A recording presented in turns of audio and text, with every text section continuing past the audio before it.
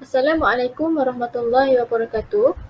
Ini merupakan pembentangan bagi kursus GGGA 3122 iaitu pengukuran dan penilaian dalam pendidikan. Kumpulan kami akan membentangkan isu dan cabaran mengenai penilaian atas talian dalam kalangan pelajar IPT.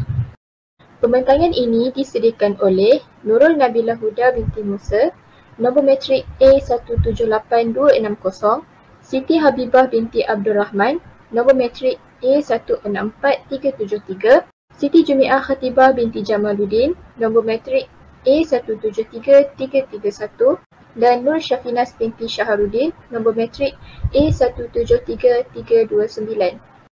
Berikut merupakan beberapa perkara yang akan dibentangkan termasuklah pengenalan, isu dan cabaran, cadangan penambahbaikan dan kesimpulan.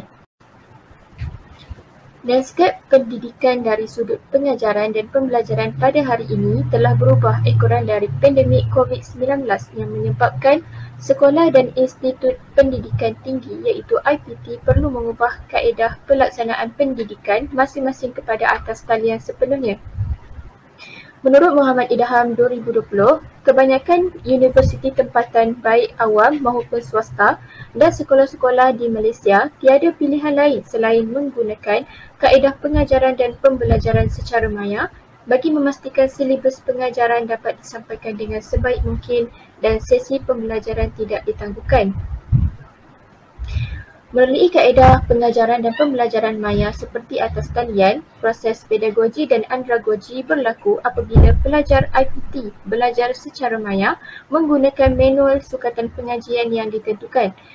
Secara tidak langsung, hal ini telah menimbulkan beberapa isu dan cabaran ke atas pelajar, terutamanya pelajar IPT kerana terpaksa menukar kaedah pembelajaran mereka yang lama kepada yang baharu. Seterusnya, isu dan cabaran penilaian atas talian dalam kalangan pelajar IPT adalah peperiksaan atas talian menyebabkan pelajar IPT menghadapi pelbagai masalah.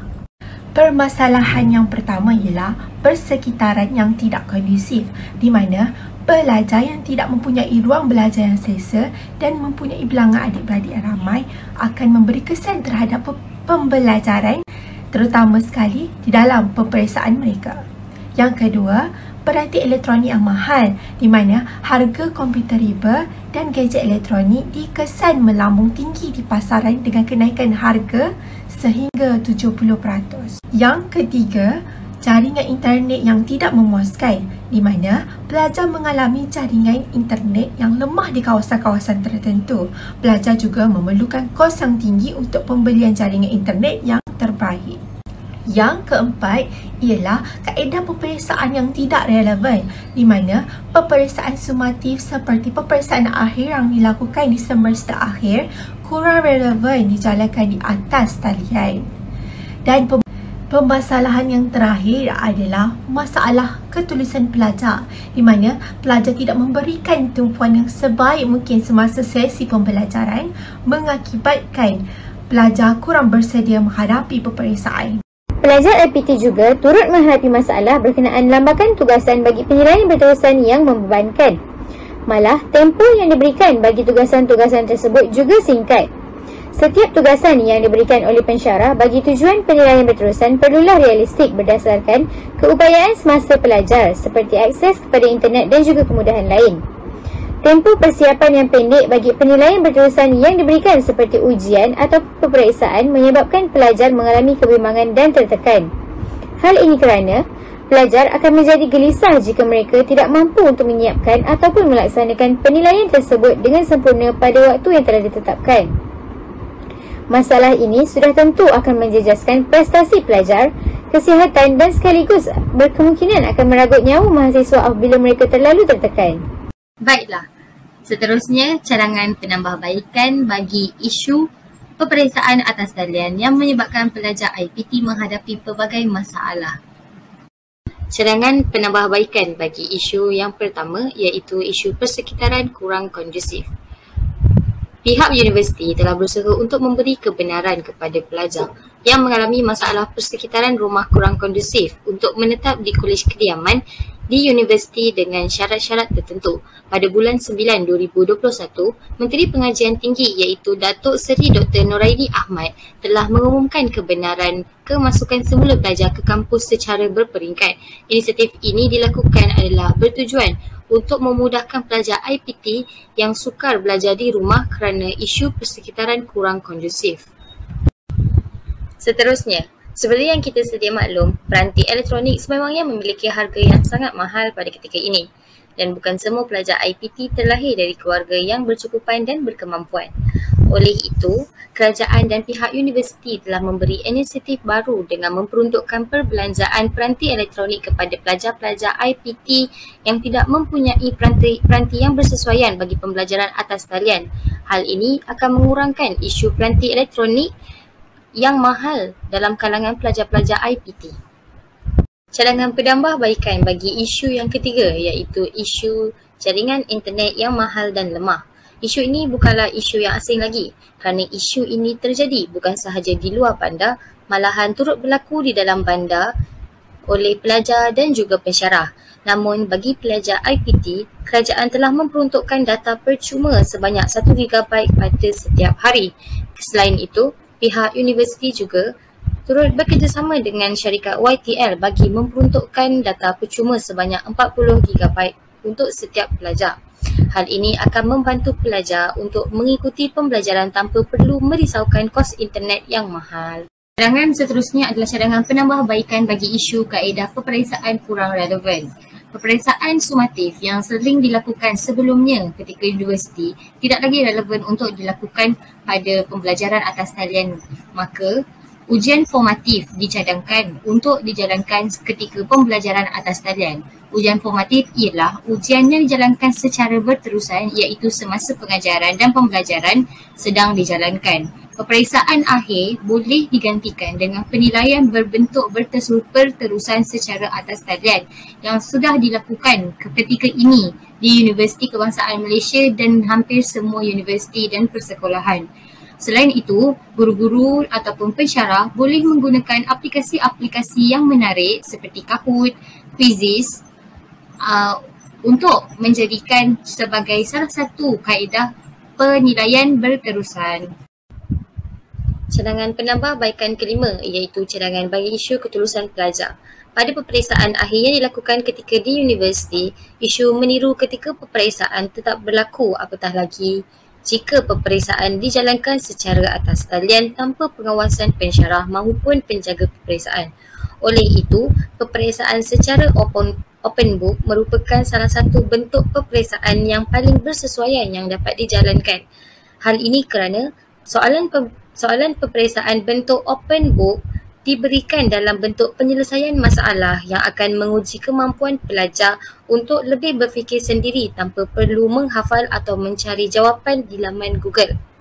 Seterusnya, soalan berbentuk objektif seperti A, B, C, D perlu diubah kepada soalan berbentuk esei ataupun subjektif bagi membuka minda pelajar untuk menulis jawapan berdasarkan pengalaman serta idea mereka sendiri.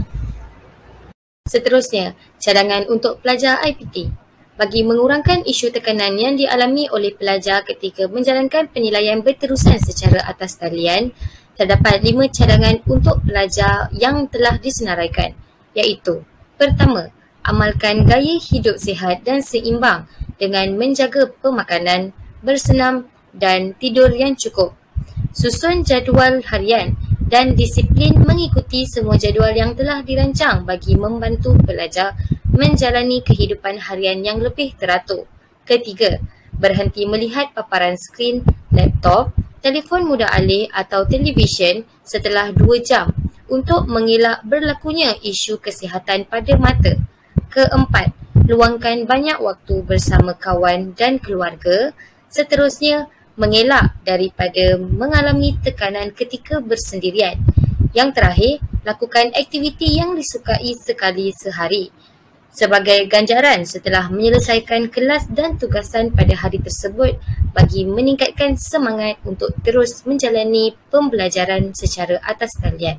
Antara cadangan penambahbaikan untuk pensyarah bagi isu penilaian berterusan yang membebankan adalah Sediakan tugasan mengikut kesesuaian keadaan semasa, iaitu mengikut kemampuan pelajar. Yang kedua, sediakan notis awal untuk justifikasi dan waktu penghantaran tugasan supaya pelajar dapat melaksanakan dan menyiapkan tugasan tersebut serta tidak terburu-buru. Yang ketiga, sediakan notis awal untuk waktu ujian, kuis atau peperiksaan yang mana ia akan membolehkan pelajar untuk mengulang kaji ataupun mempersiapkan diri mereka supaya dapat memberikan yang terbaik. Yang seterusnya, kelonggaran untuk penghantaran tugasan atau ketika menjawab peperiksaan untuk pelajar yang tertentu, terutamanya bagi pelajar-pelajar yang menghadapi masalah capaian internet.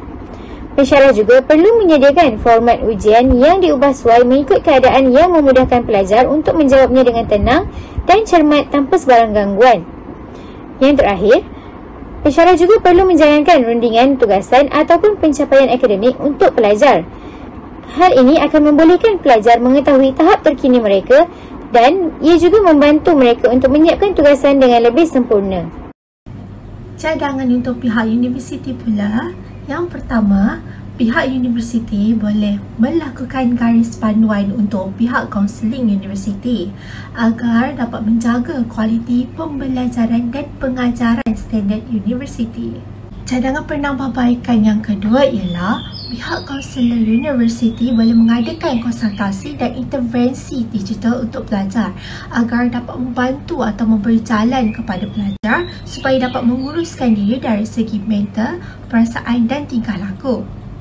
Cadangan yang keempat, pihak universiti boleh melakukan perkhidmatan psikologi melalui mesej teks, talian sembang, forum dan panggilan telefon supaya dapat mengurangkan masalah yang mereka hadapi sepanjang tempoh pembelajaran di atas talian. Cadangan yang terakhir untuk pihak universiti ialah pihak universiti juga perlu memeriksa kembali kurikulum, kaedah pengajaran dan kaedah penilaian yang dijalankan oleh setiap kos dan program di universiti agar dapat meningkatkan kemajuan prestasi dan kemahiran insaniah pelajar mengikut kesesuaian kos dan program yang mereka jalankan sepanjang tempoh pengajian.